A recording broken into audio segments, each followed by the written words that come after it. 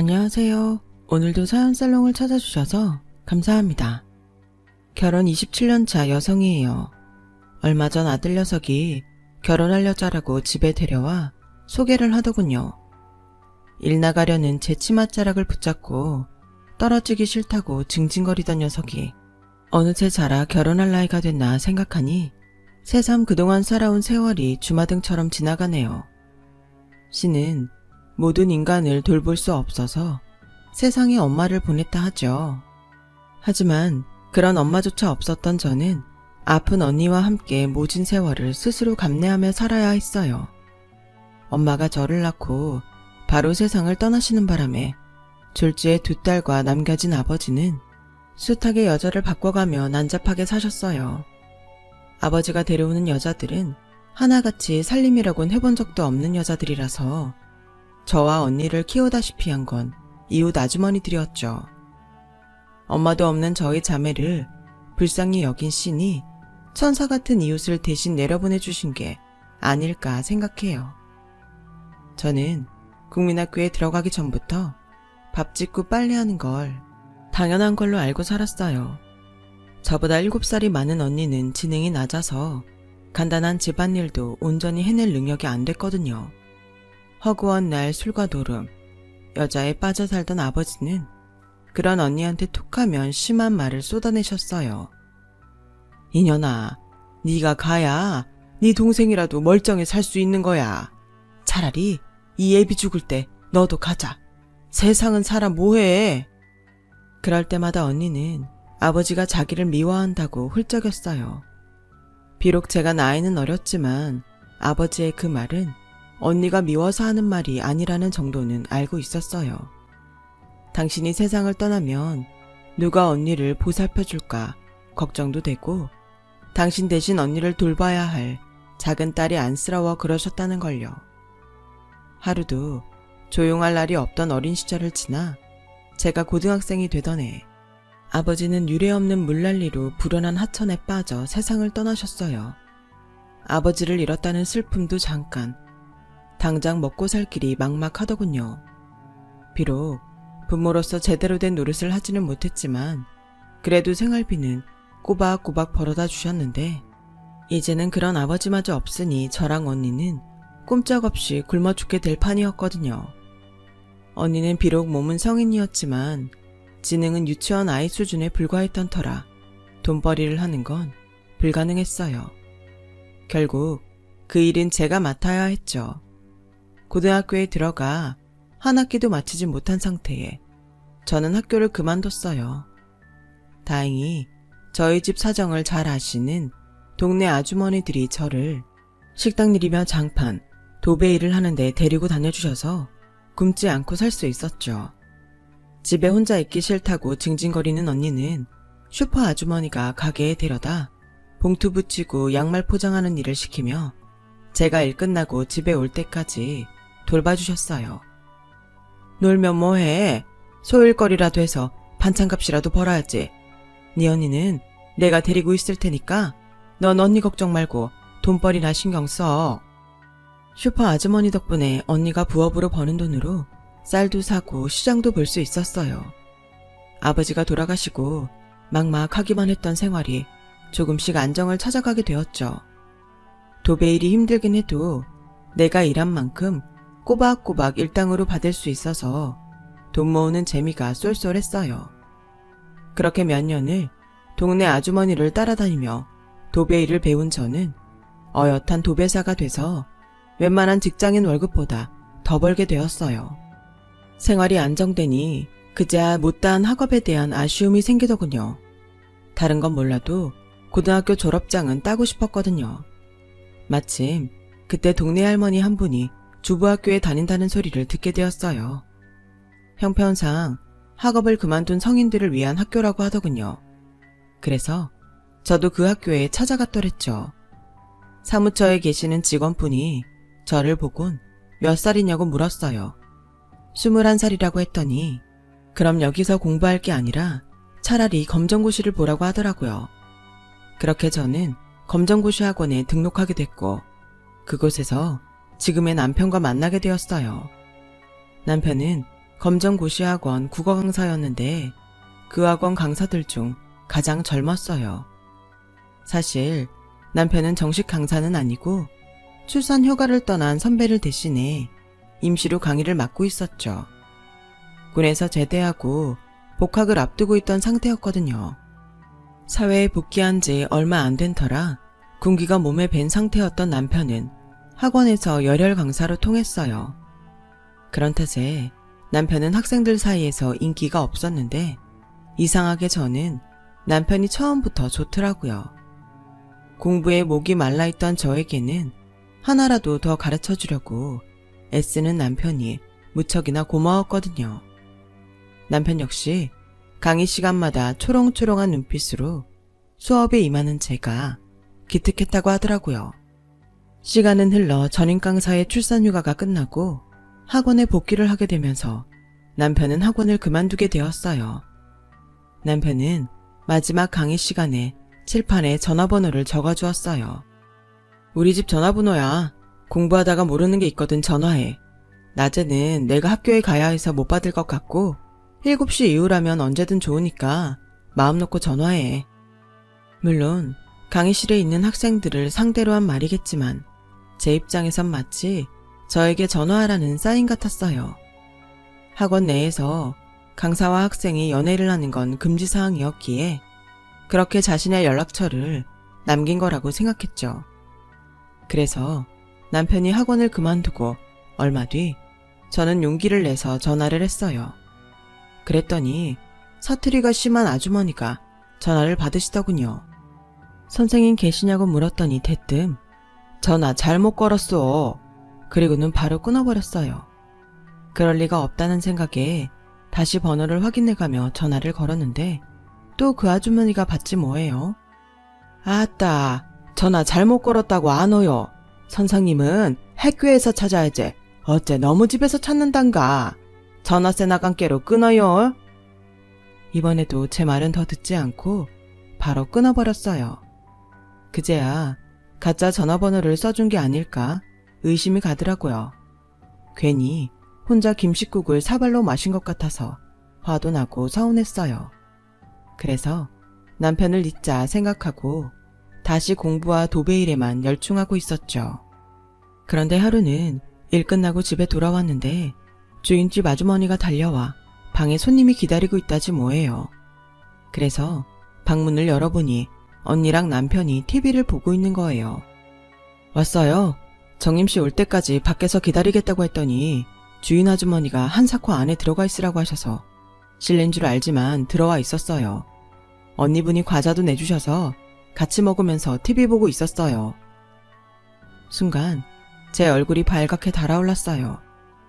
갑작스런 남편의 등장에 놀라기도 했지만 그보다 감추고 싶은 치부를 들킨 것 같았거든요. 남들과 다른 저희 언니 말이에요. 이런 집에서 남다른 언니랑 사는 주제에 그동안 사랑 타령을 했냐고 손가락질 받을 것만 같았거든요. 물론 남편은 전혀 그런 의도가 없었겠지만 도둑이 재발저린다고 제 스스로 가졌던 죄책감이 그렇게 저를 몰아붙이고 있었어요. 남편 보기 창피하더라고요. 그런 제 마음과 달리 남편은 언니랑 너무나도 자연스럽게 대화를 나누고 웃고 있더라고요. 저는 남편을 밖으로 불러냈어요. 남편은 제 표정을 보곤 자기가 실수를 한 것 같다며 사과하더군요. 저희 어머니께서 선생님을 찾는 전화가 자꾸 온다고 하셔서 난 당연히 정임씨일 거라고 생각했어요. 그래서 학원에 전화를 했더니 정임씨 주소를 가르쳐 주더라고요. 정임씨가 우리 집에 전화한 거 아니었어요? 창피함 때문이었을까요? 나도 모르게 퉁명스럽게 답했어요. 아니요, 난 전화한 적 없는데요. 제가 뭐하러 야심한 밤에 남의 집에 전화를 하겠어요. 그리고 이젠 선생님도 아니면서 학생이 그깟 전화 한 번 했다고 집까지 찾아오시나요? 참, 할 일도 없으시네요. 미안해요. 난 정임씨가 중요한 일이 있어서 전화한 줄 알고 내가 착각을 한 모양이네요. 그런데 야심한 밤인 건 어떻게 알았어요? 난 전화가 언제 왔었는지 말 안 했었는데 그건 전화를 건 사람 아니면 모를 텐데요. 정임씨가 전화한 거 맞죠? 처음부터 내가 했다고 사실대로 말할걸. 괜히 거짓말했다가 꼴만 우습게 되었어요. 안 그래도 창피함에 붉어진 얼굴이 금방이라도 터져버릴 것처럼 뜨끈뜨끈하게 달아올랐어요. 복학하고 선후배들이랑 술자리가 잦아서 요즘 집에 늦게 들어갔어요. 정임씨 전화 못 받아서 미안해요. 앞으로는 내가 꼭 받을 테니까 또 전화해 줄래요? 거짓말을 하고도 오히려 툴툴거리는 제게 남편은 따뜻하게 말해주었어요. 그래서 고개도 못 든 채 고개만 끄덕끄덕 움직였죠. 그날 이후 저는 공부를 하다가 잘 모르겠는 문제가 나오면 남편한테 전화를 걸었고, 그러다 점점 공부가 아닌 사적인 수다를 떨려고 전화를 걸게 되었어요. 누가 봐도 연인 사이의 통화였어요. 남편은 종종 저를 자신이 다니는 대학교로 데려가 빈강의실에서 공부도 가르쳐주고 인근 분식집에서 쫄면도 사주곤 했어요. 당시 우리 관계는 사제지간과 연인 사이 그 중간쯤이었던 것 같아요. 그러는 사이 저는 검정고시에 합격했고 이후 남편과 정식으로 교제를 시작했어요.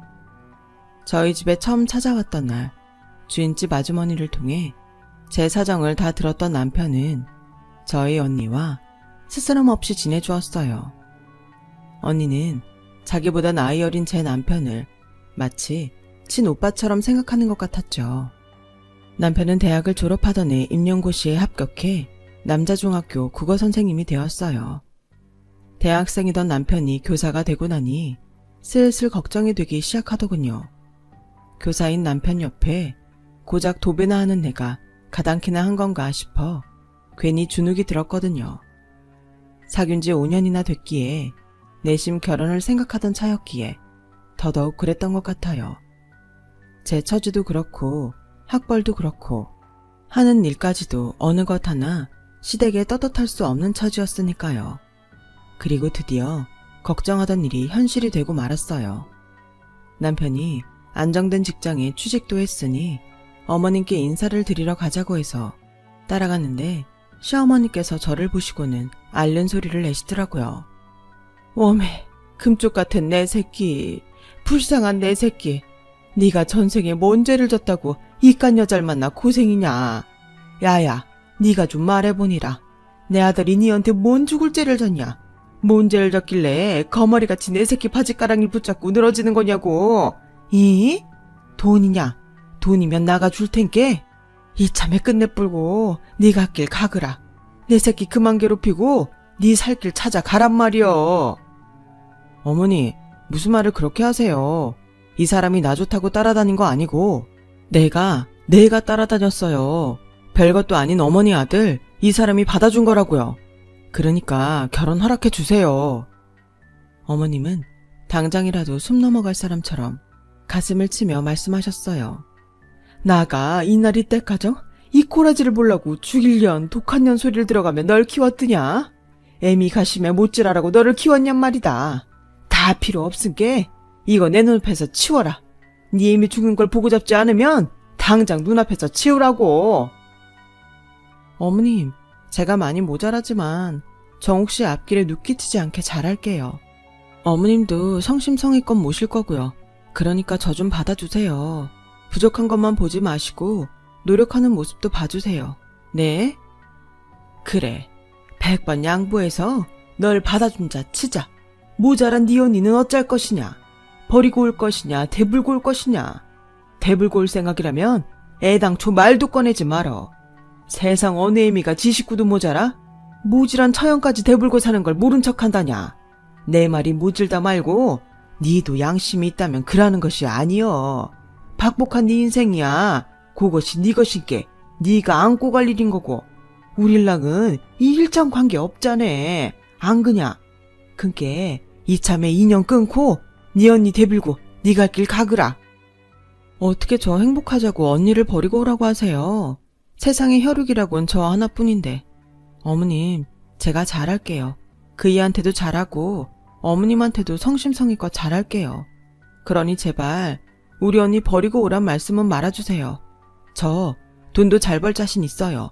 살림도 누구보다 잘할 자신 있어요. 저희 언니도 절대로 어머님 눈에 거슬리지 않게 제가 단속 잘할게요. 그러니 제발 받아주세요, 어머님. 나아가 하는 말 못 들었냐? 난 말이여, 내 새끼 힘든 꼴은 죽어도 못 보겠다 이거여. 네가 아무리 잘한다 해도 모자란 네 언니가 내 새끼 발목을 잡는디 나가 어찌키 이혼사를 받아들인다냐. 차라리 날 죽이고 살든가 말든가. 제가 무릎까지 꿇고 애원했지만 어머님은 좀처럼 물러설 생각이 없어 보이셨어요. 이대로라면 남편과 헤어질 수밖에 없는 상황이었죠. 그러자 남편이 나섰어요. 어머니, 어떻게 이러실 수가 있어요. 아무리 그래도 하나뿐인 혈육을 버리고 오라는 게 말이 됩니까? 누가 저보고 어머니 버리고 장가오라고 하면 어머니는 어쩌겠어요? 저보고 가라 하시겠어요? 저 없이도 사시겠냐고요. 인지상정이라고 나한테 아픈 일은 상대한테도 아픈 겁니다. 이날 이때까지 언니 데리고 고생하며 살아온 사람 가엾다 보다듬어주지는 못할 망정 어떻게 어머니마저 이 사람 가슴에 비수를 꼽으십니까? 불쌍한 사람입니다. 어머니가 이러지 않으셔도 세상 사람들 앞에서 늘 고개 숙이고 살아온 불쌍한 사람이라고요. 어떻게든 살아보려는 이 사람한테 계속 상처 입히신다면 저 오늘부터 어머니 아들 안 하겠습니다. 이 집 나가서 내가 이 사람 보다듬고 살아갈 겁니다. 그러니 어머니가 선택하세요. 이 사람과 처형 받아줄 건지 아들이랑 절연하고 살 건지. 오메 쓰글놈아, 네가 애미 가슴에 기어이 칼을 꼽아야 기집한테 눈이 멀어가 애미도 버리고 나가 살겠다고야. 차라리 날 죽이고 가라. 남편은 절규하는 어머님을 뒤로하고 제 손을 잡고 집을 나왔어요. 그렇게 제 단칸방에서 남편과 저는 신혼살림을 꾸렸어요. 나이 찬 처형이랑 한 방에서 사는 게 남들 눈엔 상스러워 보였겠지만 우리 세 식구한테는 어쩔 수 없는 선택이었어요. 그렇게 1년 가까이 셋이서 살았는데 하루는 어머님이 저희 집으로 찾아오셨더라고요. 남편이 학교 가고 없는 시간이라 작정하고 들리신 것 같았어요. 언니는 자신에게 적대감을 갖는 사람임을 감지했는지 시어머니를 보자 제 등 뒤로 숨어버렸어요. 어머님은 그런 언니를 보시곤 한숨을 푹 쉬셨죠. 아가, 여 앉아봐라. 니 잡으려고 온 거 아닌게 와 앉아. 세상에 이런 일은 없다. 서방이랑 처형을 한 방에서 재우는 것이 말이 되는 일이냐? 나도 더는 싸울 힘도 없은게 이참에 집에 들어오니라. 방도 다 치워놨고 살림도 니들 쓰기 편하고로 바꿔놨은게 어지간한 건 다 버리고 들어오니라. 자석이기는 부모 없다고 나도 내 새끼랑 영 끊고 못 살겠더라. 숨을 쉬어도 사는 것이 아니고 밥을 먹어도 살로 가들 않더라. 그게 어찌겠냐. 나가 물러서야지. 그렇게 저희 부부는 어머님 허락을 받게 되었어요. 퇴근에 돌아온 남편은 어머님께 당장 전화해 죄송하고 감사드린다고 말씀드렸어요. 어머님 허락받고 시댁에 들어가면 끝날 줄 알았던 고부 갈등은 그때부터 시작이었다는 걸 그때 몰랐었죠. 아버님 살아계실 때부터 혼자 몸으로 식당을 해서 생활을 해온 어머님은 칠순을 바라보는 연세까지도 가게를 끌어오셨어요. 저는 남편이 벌어온 돈으로 언니까지 데리고 사는 게 미안해서 전보다 더 악착같이 일을 했어요. 쉬는 날도 없이 도배 일을 하고도 집안 살림도 소홀히 하지 않았어요. 그런 모습에 어머님도 제게는 뭐라 트집을 잡지 않으셨지만 유독 저희 언니한테만큼은 독사처럼 모진 말을 퍼부어대셨죠. 아무리 지능이 떨어지는 언니지만 자신한테 모질게 구는 시어머니 말을 못 알아들을 정도는 아니었어요. 제가 일 끝나고 돌아오면 언니는 기다렸다는 듯 제게 와 그날 시어머니가 자신한테 한 욕들을 전해주었어요. 그리곤 무서운 할머니 때문에 이 집에서 살기 싫다는 말을 입에 달고 살았죠. 할머니가 나 가게 데려가 일 시켰어. 뜨거운 냄비도 손으로 잡게 하고 그렇겠다고 밥도 먹지 말라고 했어. 할머니 무서워서 나 여기 있기 싫어. 다시 우리 집으로 가자. 응? 저 모르게 언니를 데려다 식당에서 부려먹는 것도 모자라 밥도 굶긴다는 말에 가슴이 미어졌어요. 그렇다고 어머님한테 따질 수도 없는 처지라 언니를 달래고 남몰래 눈물을 훔칠 뿐이었죠. 그러던 어느 날이었어요. 도배 일을 하다 발을 접지르는 바람에 일을 하다 말고 집으로 돌아왔는데 집안에서 언니 울음소리가 들리지 뭐예요. 그리고 뒤이어 카랑카랑한 어머니 목소리가 제 가슴을 찔렀어요. 고간 일도 못하겠다고 나자빠지면 어찌할 것이냐. 평생 내 새끼 피 빨아먹고 살 작정이여. 네가 손이 없냐 발이 없냐. 대가리는 모질라도 일은 할 수 있자네. 처먹는 것만 그러 일도 꼬박꼬박 해야 안 쓰겄냔 말이다. 일 못하겠다면 인자부터 밥도 안 줄란께. 밥 먹고 잡으면 싸게 있나 일하러 가더라고. 일할 것이냐 밥 굶을 것이냐 퍼뜩 안 있나냐. 언니 말대로 시어머니는 언니한테 모진 말을 쏟아내며 일하라고 독촉을 하시더라고요. 손목이 아프다고 우는 언니 등짝을 퍽퍽 때리며 말이죠. 그 순간 눈이 뒤집혀서 운동화발로 안으로 뛰어간 저는 언니한테서 어머님을 떼어내 떠밀었어요. 우리 언니한테 손대지 마요. 우리 언니한테 함부로 하지 말라고요. 지금까지 어머님 앞에서 죄인처럼 살았지만 그렇다고 내 언니까지 죄인 취급하는 건 못 참는다고요. 우리 언니가 어머님한테 뭘 그리 잘못했어요? 어머님이 우리 언니 인생에 뭘 그리 해줬다고 손찌검을 하느냐고요. 우리 언니가 잘난 어머님 아들 인생 발목 잡을까봐요. 그건 어머님 생각이죠. 어머님이야말로 어머님 아들 인생 발목 잡는 사람이라는 거 왜 모르세요? 저 이대로 나가 어머님 아들 호리비 만들면 그때 만족하실 건가요? 그러면 되는 거냐고요. 어머님은 서슬이 펄에선 악을 쓰는 저를 보시곤 기가 질려 아무 말도 못하고 눈만 꿈뻑이셨어요. 그러거나 말거나 저는 짐가방에 언니랑 제 옷가지를 챙겨놓곤 그대로 집을 나왔어요. 당장 갈 곳도 없었던 우리 자매는 싸구려 여인숙에 짐을 풀고 그곳에서 며칠을 보냈어요. 생각할수록 눈물만 나더군요. 처음부터 반대하는 결혼 뭐하러 해가지곤 나도 언니도 이 꼴을 당하고 살았나 싶은 게 내 자신이 그렇게 미울 수가 없었어요. 이런 제 마음을 아는지 모르는지 언니는 여행 떠난 아이처럼 한껏 들떠선 즐거워하더군요. 방 안에 틀어박혀 눈물만 찍어내다 언니가 배고프다고 해서 식당을 찾아 밖으로 나왔어요. 그런데 언니가 자꾸 어머님 가게 근처에 있는 만두집에 가자고 하는 거예요. 만두집은 어디에도 있으니까 그냥 근처에서 사 먹자는데도 도통 말을 듣지 않더라고요. 혹여 근처에 갔다가 어머님이랑 마주치기라도 하면 어쩌나 걱정이 됐지만 언니가 울고불고 하는 통에 결국 그리로 가게 됐어요. 언니랑 제가 가게로 들어가자 주방에서 만두를 빚던 주인 남자가 화색을 띠며 달려나왔어요. 다리를 절뚝이면서 말이죠. 남자를 보자 언니도 신이 나서 몸을 베베 꼬더라고요. 그 모습은 마치 연애하던 시절 남편과 제 모습과 흡사했어요. 그동안 어린 줄만 알았던 언니가 누군가를 사랑할 수 있다는 걸 그때서야 알게 된 거예요. 남자는 제게 꾸벅 인사를 하더니 어렵게 입을 열었어요. 안 그래도 일간 한번 찾아뵈려고 했는데 직접 오셨네요.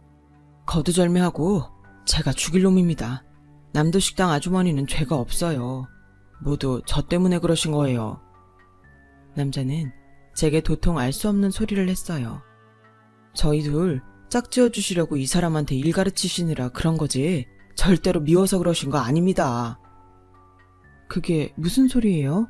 언니한테 짝을 지어주다니요? 그러자 사장은 곤란한지 머리를 긁적이더군요. 그리고는 할 수 없다는 듯 입을 열었어요. 언니 때문에 평생 무거운 짐 지고 사는 며느리 불쌍하다고 자신이 죽기 전에 언니 짝은 지어주고 가시겠다고 그러신 거예요. 제가 언니분보다 나이도 많고 다리도 이 모양이라서 처음엔 남도시장 아주머니가 반대 많이 하셨어요. 그래도 우리가 죽고 못 산다니까 정 그렇다면 동생분한테 허락받을 수 있도록 집 한 칸이라도 장만해 오라고 하시더라고요.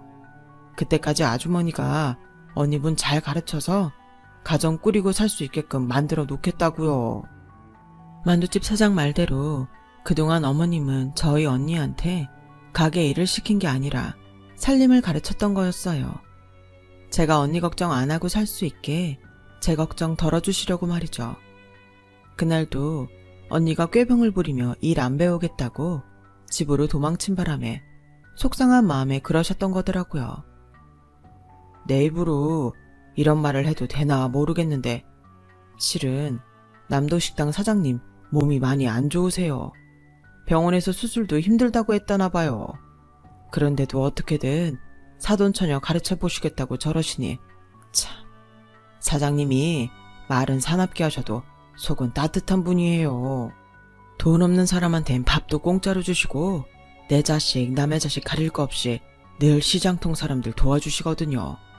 저 때문에 며느님과 사이가 벌어졌어도 제 탓 한 번 안 하시고 혼자 가슴으로 떠하는 분이세요. 탓하실 거면 나를 탓하시고 남도식당 사장님은 미워 마세요. 만두집 사장 말에 하늘이 무너지는 것 같았어요. 병원에서도 손 놓을 정도로 아프신데 며느리란 사람이 그것도 모르고 있었다니. 그래놓고 어머님 속마음도 모르고 내 언니를 구박한다고 집까지 나왔으니 이 죄를 다 어떻게 갚죠? 그 길로 어머님 가게로 달려갔어요. 주방 뒤편에선 가쁜 숨을 몰아쉬시며 간신히 버티고 계신 어머님을 보니 눈물이 앞을 가리더군요. 그래서 그 앞에 무릎 꿇고 빌었어요. 어머님, 제가 잘못했어요. 이렇게 아프신 줄도 모르고 제가 어머님을 오해했어요. 어머님 잘모시겠다고 약속해놓곤 제 살 궁리만 하고 살았어요. 어머님, 죄송해요. 어머님은 그런 제 손을 잡으시며 오히려 당신이 미안하다고 하시더군요. 나가 거친 시장바닥서 살아와 그런가 입도 험하고 너한테 상처도 많이 주지 않았냐. 지렁이도 밟으면 꿈틀 헌다는데 하물며 사람은 오죽하겠어. 내 죄지 네 죄 아니께 일하고 있지 말고 언능 있나야. 네가 이러면 나가 속이 찢어진 게. 제 손을 쓸어주시는 어머님의 거친 손이 그날따라 무척 따뜻했어요. 어머님 덕분에 언니는 스스로 밥도 짓고 반찬도 만들 정도로 주방일을 익혔고 이듬해 봄에 만두집 사장이랑 결혼식을 올렸어요. 그리고 어머님은 같은 해 겨울 잠드신 상태로 세상을 떠나셨고요. 제 아들 태어나기도 이전의 일인데 아직도 눈앞에 선하네요. 그건 어쩌면 이젠 어머님의 거친 말을 듣고 싶어도 들을 수 없기에 제가 어머님 살아생전 기억을 꼭 붙들고 사는 탓이겠죠. 제가 어제 어머님 제사상을 준비하고 어머님 생각이 많이 났나 봅니다. 비록 말씀은 거칠었지만 저와 제 언니까지 가슴으로 안아주신 속 깊은 시어머니를 생각하며 이만 사연을 마치겠습니다. 지금까지 이야기 들어주셔서 감사합니다. 건강들 하세요. 여러분, 사연 댓글에 응원과 현명한 조언 부탁드려요. 좋아요와 구독은 저에게 큰 힘이 됩니다. 오늘도 좋은 일 가득하세요.